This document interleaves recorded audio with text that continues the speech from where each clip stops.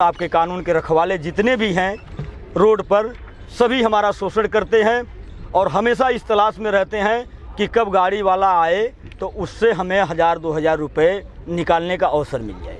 हम वाहन चालक कल्याण एसोसिएशन ड्राइवर यूनियन की हमारी एक समिति है, संस्था है और हम आजमगढ़ से आए, उत्तर प्रदेश से। इसके पहले भी कि उत्तर प्रदेश सरकार को भी हम अवगत करा चुके हैं, ज्ञापन दे चुके हैं, जिस पर उत्तर प्रदेश सरकार ने अभी तक कोई एक्शन नहीं लिया, ना तो कोई इस पर विचार रखा है। और हमें विवश होकर के यहाँ तक आना पड़ा अपने कार्यकर्ताओं के साथ, सदस्यों के साथ। केंद्र सरकार को हम अपनी समस्याओं से अवगत कराना चाहते हैं, बताना चाहते हैं कि आपके अधिकारी कर्मचारी हमारे साथ कितना बड़ी अभद्रता करते हैं, कितना हमारा शोषण करते हैं, कितना हमें अपमानित किया जाता है। आपने कानून बना दिया, व्यवस्था दे दी, लेकिन उसकी कोई सुविधा हमारे लिए नहीं है। अगर आपका कानून, आपके कानून के रखवाले जितने भी हैं रोड पर सभी हमारा शोषण करते हैं और हमेशा इस तलाश में रहते हैं कि कब गाड़ी वाला आए तो उससे हमें 1000-2000 रुपये निकालने का अवसर मिल जाए। तो आप अपने मतलब वो पूरे रखते क्या? नहीं, हमारे कागज़ भी पूरे होते हैं, हम अपने रूल्स में भी होते हैं। कभी कभी ऐसा होता है कि प्रशासन स्वयं हमसे गलत काम करवाने के लिए आतुर है। किस तरह के गलत काम? जैसे अभी हम बड़ी गाड़ियों की बात करते हैं, उत्तर प्रदेश में हमारे अधिकतर ये व्यवस्था चल रही है कि ओवरलोड, अगर खनन संबंधित हम बात करते हैं तो ओवरलोड की प्रक्रिया इतनी भयंकर चल रही है कि जिस पर सरकार नियम तो बना दिए हैं, परिवहन अधिकारी दिए हैं, खनन अधिकारी दिए हैं, लेकिन वो अधिकारी सब के सब भ्रष्ट हैं। क्योंकि अगर वो चाहते, अगर कानून चाह ले तो कभी गलत काम नहीं हो सकता। वो बैठ करके स्वयं आड़ में बैठे रहेंगे, उनके लिए व्यवस्था जाती रहेगी, गाड़ियां जाती रहेंगी। आप ही से मैं पूछना चाहता हूं कि कभी ये बताइए कि अगर यहां से मिट्टी खुदाई करके लोड करना हो, क्या ड्राइवर और कंडक्टर गाड़ी पे लोड कर लेगा? क्या मोटर मालिक कर लेगा? नहीं। उनके जो ठेकेदार होते हैं, उनकी खदानें होती हैं, ये सरकार प्रशासन एक दूसरे से मिले होते हैं, इनके माध्यम से सारी मिली भगत से काम चल रहा है। और दोष किसको दिया जाता है? गाड़ी वाले को, ड्राइवर को। मारा कौन जाता है? ड्राइवर। लाठी किसके ऊपर चलाई जा रही? ड्राइवर के ऊपर। किसने अथॉरिटी दिया है?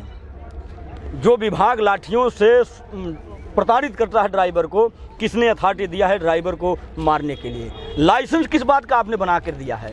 10,000 रुपये किस बात का आप ले रहे हो हाईवी लाइसेंस बनाने के लिए? तो उसमें तो ये चीज़ें भी होती है ना, धर्म कांटे वाले में अगर ओवरलोड का है तो आपके पास तो धर्म कांटे सब मिली भगत है भैया। मेरे साथ उत्तर प्रदेश का दौरा कर लो, मैं आपको दिखाता हूँ सारी सच्चाई। मैं एक ट्रक ड्राइवर हूँ, आज मैं यूनियन की संस्था भले चला रहा हूँ, लेकिन मैं वर्कर हूँ, मैं ड्राइवरी करता हूँ। आज के डेट में भी मैं गाड़ी चलाता हूँ, सारी समस्याओं से अवगत हूँ।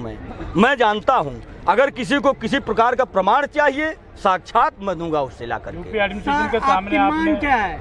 आपकी मांग क्या है? मुद्दे की बात कीजिए ना। मुद्दे पे अगर हम आते हैं तो इसका गुनहगार प्रशासन है, अपने सहूलियत को पहले सुधारे, पहली बात। और दूसरी बात, ड्राइवर किसी भी गुनाह का गुनहगार नहीं है। कोई भी अगर दुरुपयोग हो रहा है तो इसका जिम्मेदार ड्राइवर नहीं है। बहुत सारे ड्राइवर शराब पीकर गाड़ियां चलाते, इसके लिए भी गुनहगार नहीं है ड्राइवर। आप ये बताइए, ऐसा कौन सा समाज बचा है कि जिस समाज में लोग दारू शराब नहीं पीते हैं? पीता है ठीक है, लेकिन पी करके ड्राइव करना और एक्सीडेंट हो जाता है इनकेस, तो लोग तो मारे जाएंगे। उनके खिलाफ कानून है।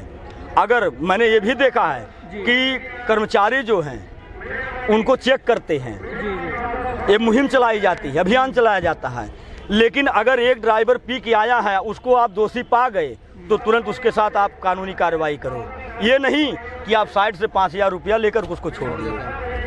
हमने देखा है अपनी आंखों से, बिहार में हमने देखा होते हुए, उत्तर प्रदेश में भी हमने देखा है कि आप जब मशीन द्वारा चेक कर रहे हैं ड्राइवर को कि ड्राइवर गुनहगार मिला, तो उसके साथ आप कानूनी कार्रवाई करो कि ताकि सामने वाला ड्राइवर देख करके अपनी आदत को सुधार ले। आपने अपनी स्पीच में कहा कि ड्राइवर को सरकारी सुविधा मिलना चाहिए। जी। हर एक को फैसिलिटी, चाहे मेडिकल हो या जो भी आपने कहा है वो जी।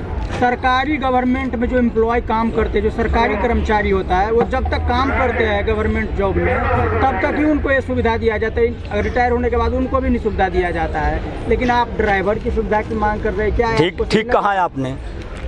आप वो सरकारी गवर्नमेंट हैं, उनके लिए तो आपने वेतन 70,000, 80,000, 1 लाख रुपए, 50,000 की कर दिया। ड्राइवर का कौन सा वेतन आपने निर्धारित किया है? कौन सी एसआई व्यवस्था है या कौन सी आप पेंशन की व्यवस्था शुरू से बना के चल रहे हो, जिसको ड्राइवर को रिटायर होने के बाद में आप क्या दे रहे हो? ड्राइवर 2500, 3,000 से लेकर के 25,000 के अंदर ही उसकी वेतन दी जा रही प्राइवेट में।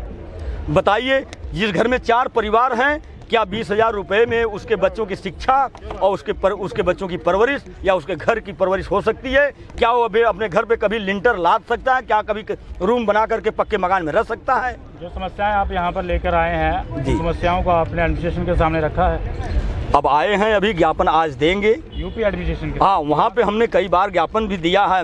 मैं स्वयं माननीय मुख्यमंत्री जी से, महात्मा आदित्यनाथ जोशी जी से मिलने के लिए गया था 1 साल पहले, लेकिन उस दिन उन्होंने हमसे मुलाकात नहीं की। हम कार्यालय पे रिसीविंग दे दिए, देकर आए। आज भी ज्ञापन में उसका रखा, संदर्भ संख्या आज भी मेरे पास नोट है। एक बड़ा आरोप आप लगा रहे हैं प्रशासन पर कि प्रशासन जो है वो भ्रष्टाचार कर रहा है, वो कोई मतलब सही तरीके से काम नहीं कर रहा है। तो आपके पास कोई सबूत है? आप किस बिना पर आप कह रहे हैं? आने वाले समय में अगर हमें आप प्रूफ मांगेंगे, सबूत भी है। आज सारा दिन 1 सेकंड रुके रहिए, 1 सेकंड। आने वाले समय में अगर इस मांगों पर विचार सरकार नहीं करती है, तो आने वाले समय में जो हमारा आंदोलन होगा उसमें हम सारे दस्तावेज, सारे रॉयल्टी, सारे कागजात, वीडियो, आपको सारी चीज़ें ला करके यहाँ उपलब्ध कराएंगे। आप उसके माध्यम से आप इसको देख लीजिए।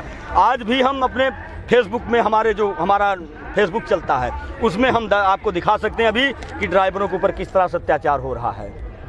प्रतिदिन कहीं न कहीं हर चौराहे पर ड्राइवरों को लाठियों से मारा जा रहा है।